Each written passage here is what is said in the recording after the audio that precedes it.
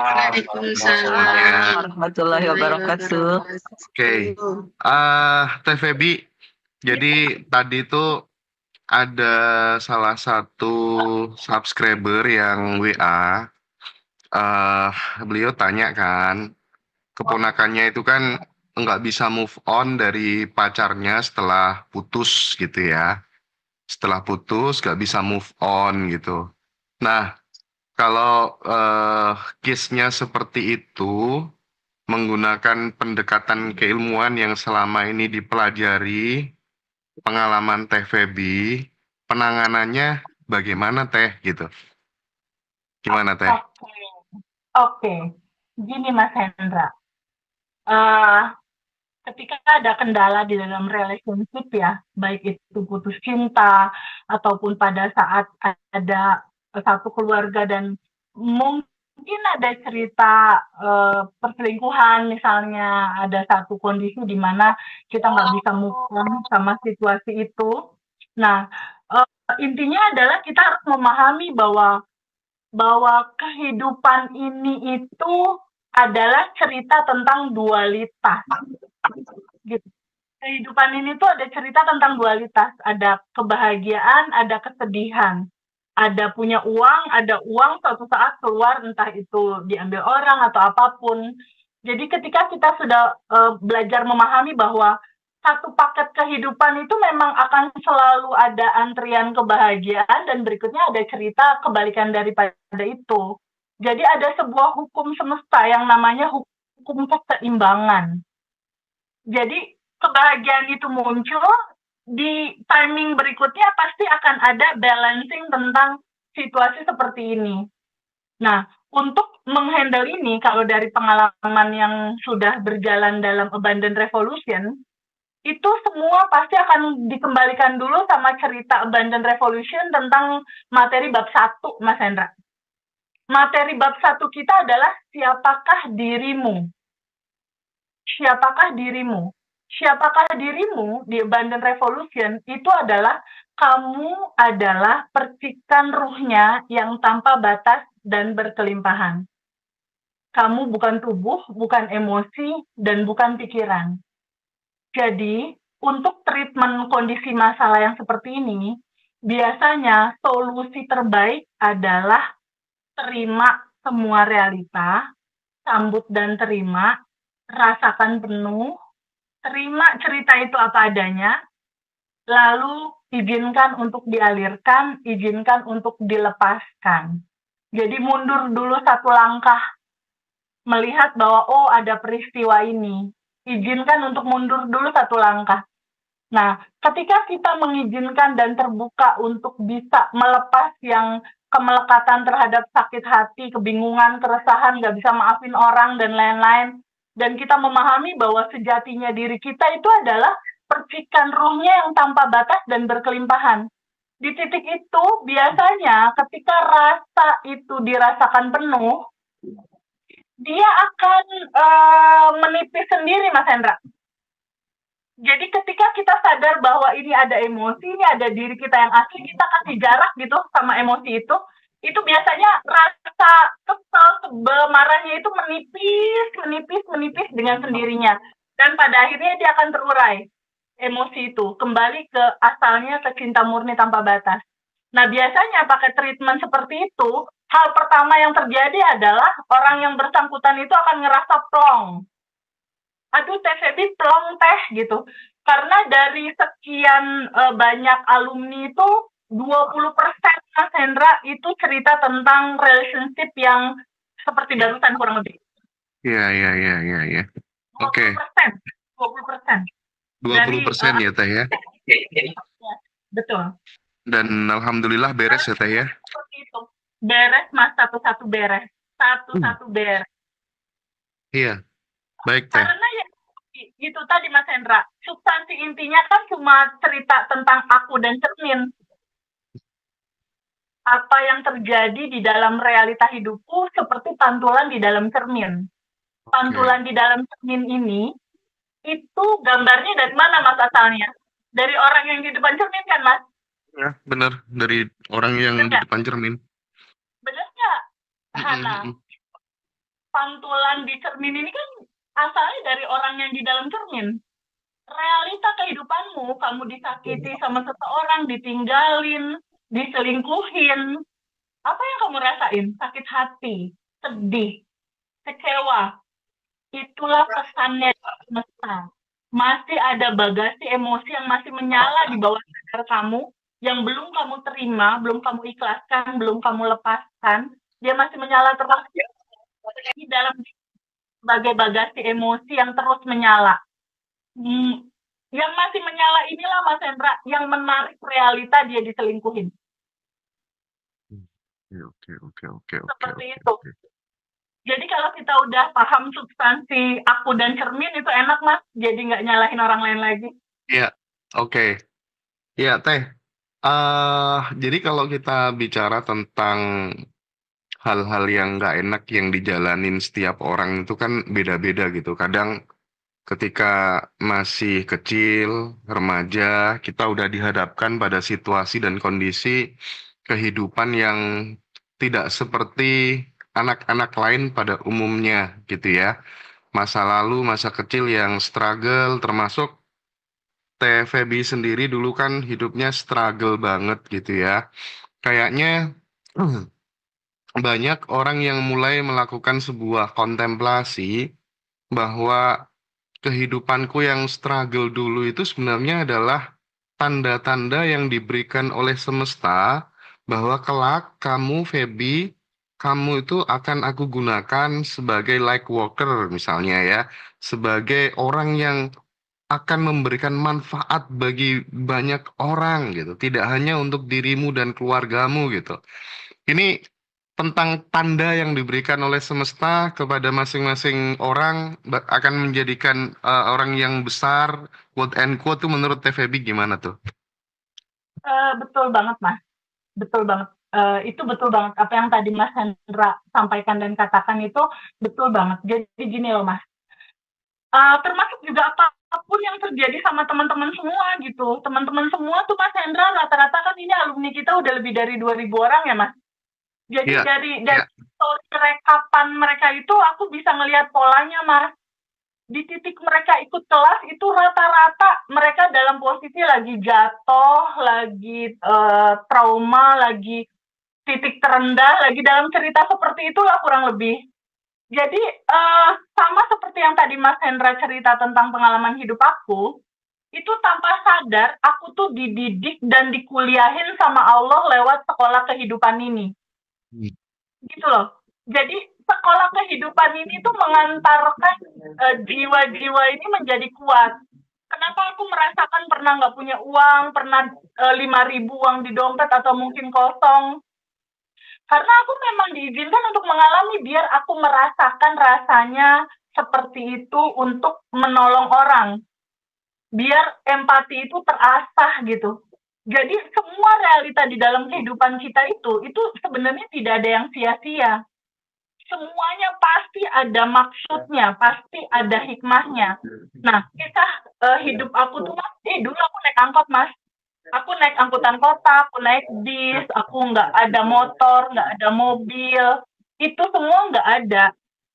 Nah, kenapa itu dialami? Untuk bisa merasakan perasaan kebanyakan orang sehingga hatiku terbuka untuk sangat bahagia menolong begitu banyak orang, ibaratnya seperti itu. Jadi itu memang satu gambaran lah bisa dikatakan kalau seandainya kita bisa bertemu pada satu titik di mana kesadaran ini menjadikan momentum di mana semuanya juga kosong sih Mas Hendra. Intinya memang kita kembalikan lagi segala kebaikan dan keindahan itu hanya kepada yang tanpa batas itu, gitu.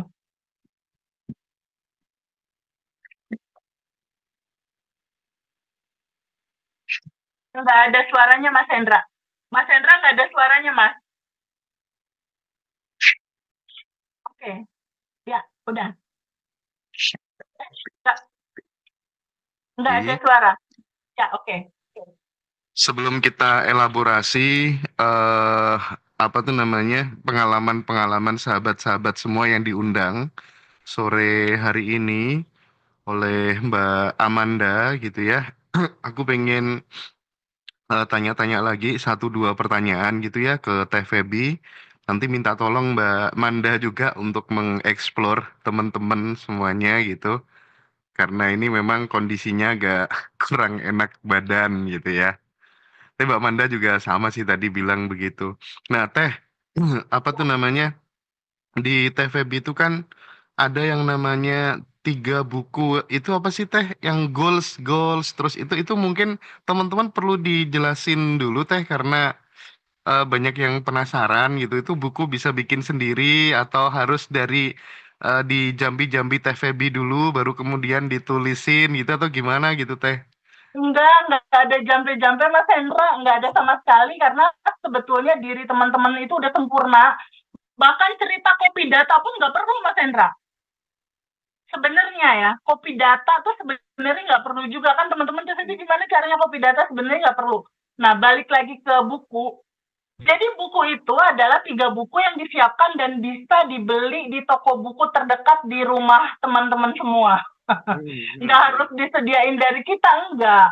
Karena buku itu bisa dibeli sama siapapun gitu di toko-toko buku.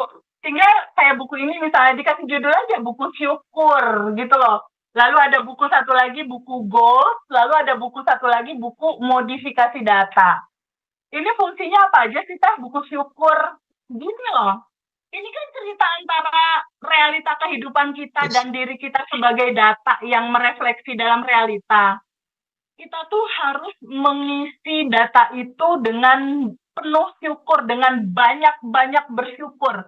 Karena ketika kita bersyukur, maka akan ditambahkan. Jadi disarankan dalam habit kita itu, sebelum tidur, minimal ada 3 hal yang kita syukuri. Tapi baiknya ditulis, Mas. Kenapa ditulis? Karena pada saat menulis, itu langsung masuk ke bawah sadar, Mas, biasanya. Dibandingkan kalau kita hanya mengucapkan. Jadi pada saat kita tulis, ya Allah terima kasih saya bahagia dan bersyukur karena hari ini udah bisa donasi misalnya ke anak yatim. Senang banget. Pada saat nulis tuh ada aktivitas motorik gitu di sini. Nah, pada saat nulis gini, semua yang tertulis itu tanpa sadar tuh masuk ke bawah sadar biasanya. Jadi, yang buku syukur itu tulis, baca, bayangkan, rasakan rasa bahagianya. 3 hal aja. Misalnya udah donasi atau anak sehat, atau hari ini ngajak ibunya makan di luar, misalnya apapun yang kamu syukuri tentang kehidupan ini. Karena kuncinya ketika kamu bersyukur, maka pintu abundance itu terbuka gitu. Ketika kamu bersyukur, maka pasti ditambahkan. Itu patokan utamanya. Dan kita harus membiasakan untuk selalu bersyukur. Karena kan kebanyakan dari mikirin tagihan besok, Mas Hendra. Ya, ya, ya. Mikirin masalah, kebanyakan kan mikirin sesuatu yang nggak kita suka. Nah, ini habitnya diganti dengan satu buku syukur itu. Itu buku yang pertama. Lalu buku yang kedua, itu adalah buku goals. Buat apa? Kita kan ada quantum jam dan melepaskan apa yang kita inginkan. Misal, ini contoh ya. 15 Februari 2025, aku tuh nulis, Mas Hendra. Terima kasih ya Allah, BMW 330 M Sport 2024 sudah aku terima. Makasih ya Allah, terima kasih. Aku catat tanggalnya 15 Februari 2025. Aku catat. Lalu aku quantum jamin. Ya, lalu 5 menit sebelum tidur, udah keterima dan aku lihat jendela, aduh udah keparkir di situ, padahal masih di dealer. Saat itu masih di dealer gitu. Lalu dari situ biasanya kalau semesta mendukung itu lucu Mas, itu kan mobil biru ya warnanya ya, wah biru metalik. Itu tiba-tiba kok ya sering ngelihat mobil BMW biru itu tiba-tiba lewat. Itu tanda-tanda di mana semesta ngasih tahu, halo, apakah ini yang kamu mau gitu. Itu udah tanda-tanda dan iya bener aku mau yang itu gitu. Setelah itu udah lepasin, lepasin, nggak usah dipikirin, lupain aja. Kenapa Mas harus dilepas dan dilupain? Sebetulnya semua itu udah ada di sini saat ini sekarang.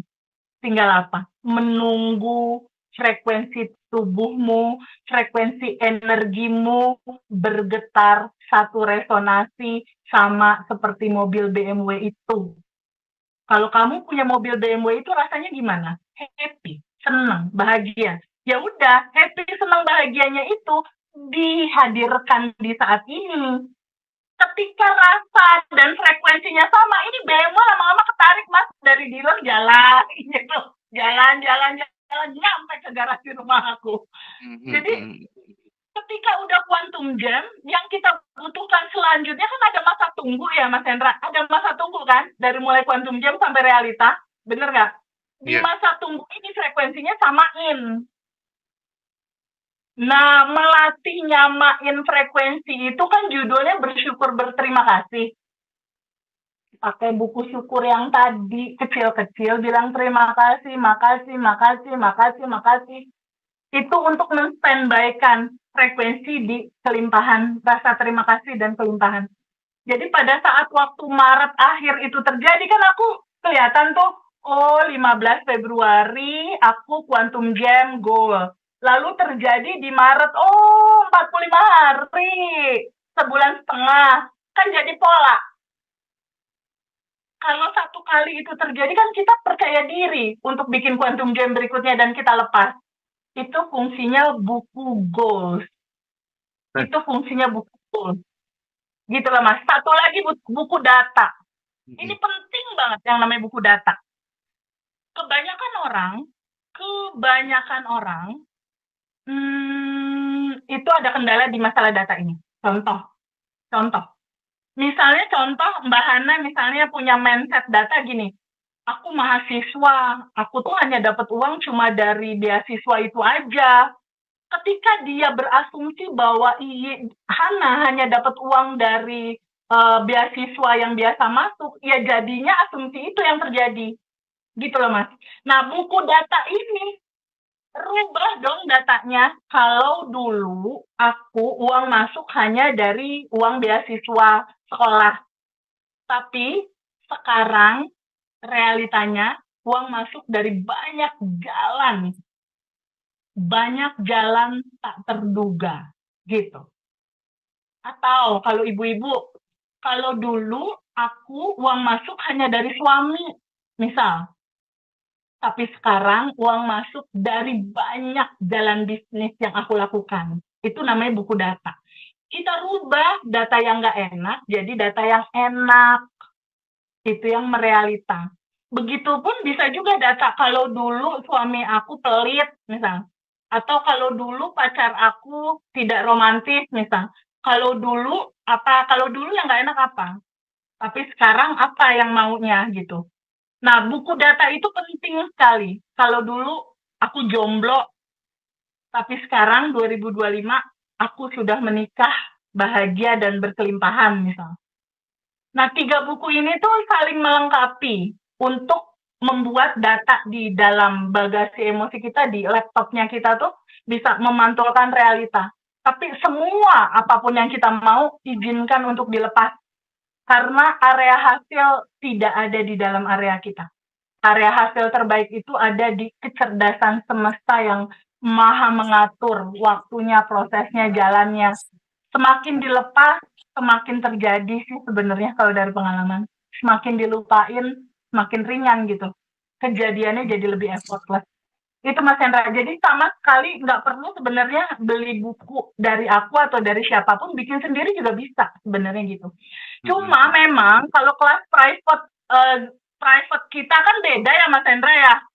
Sisi-sisi lainnya kan ada harga angka yang berbeda. Itu memang aku merasa spesial sekali untuk memberikan secara langsung dari aku buku itu, namanya aku kasih judul, aku contohin, ya itu emang beda sih Mas, kalau Iya, private iya. private offline gitu ya, offline ya, yang offline yang ketemu aku langsung. Jadi aku memang kayak pengen ngasih cenderamata dari aku sendiri untuk ngasihin ini 3 buku dari aku isi ya, itu khusus buat yang offline. Gitu Mas Hendra. Oke, oke, oke. Baik, Teh. Nah, mungkin ya bagi teman-teman secara umum gitu ya, kuantum jam nominal besar itu kan ya wajar lah Teh Feby gitu loh. Pinter, pengalamannya banyak gitu ya. Terus gimana kalau kemudian guru GTT misalnya gitu ya, guru tidak tetap gitu ya, yang gajinya hanya kadang 1 juta nggak ada gitu ya. Terus aku yang ibu rumah tangga gitu ya. Terus belum lagi Teh, ketika kemudian kita visualisasi, kita afirmasi, kita pakai rasa, bagaimanapun kan realitas berubah itu ketika kemudian tindakan itu bisa berubah Teh. Kebiasaan-kebiasaannya pun juga ikut berubah gitu. Nah, untuk kemudian apa ya namanya? Untuk kemudian membuat sebuah kebiasaan-kebiasaan baru itu kan bukan hal yang gampang gitu loh. Kadang kita itu udah yakin ya, aku bisa lompat pagar 3 meter gitu. Yakin banget gitu ya.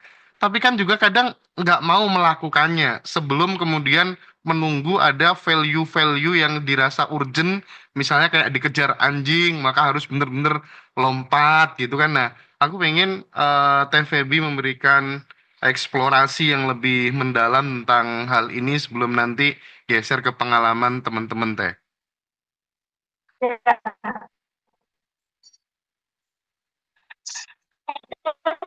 Satu kisah yang kita yang kemarin sempat kita wawancara Mas Hendra, dia tidak hanya tidak punya penghasilan sama sekali, kalau guru guru sih masih punya penghasilan Mas. Ini Betul. asli ibu rumah tangga, tinggalnya di daerah, pasangannya tidak bekerja, dia tidak ada rumah, kondisinya juga tinggal di mertua dan situasinya juga ada utang. Jadi kayaknya itu udah rada lengkap itu mewakili pertanyaan yang barusan gitu. Lalu bagaimana pada akhirnya itu bisa berubah, realita hidupnya itu bisa berubah gitu. Jadi ternyata Mas Hendra mau berangkat dari manapun, mau minus pun gitu ya, mau dia guru atau penghasilannya berapapun, ini kan yang aku contohin benar-benar tidak berpenghasilan. Suaminya pun jobless, jadi nggak bekerja. Dia nggak ada rumah, tinggal di mertua gitu. Lalu bagaimana pada akhirnya dengan abandon revolution ini, hidupnya tuh udah jadi berubah dan testimoninya ada tuh di ngaji Rasul sebelumnya. Ingat nggak sama Mbak yang waktu kemarin testimoni, Mbak Iya, Uli, iya. Mas Hendra? Uli, Uli, Uli.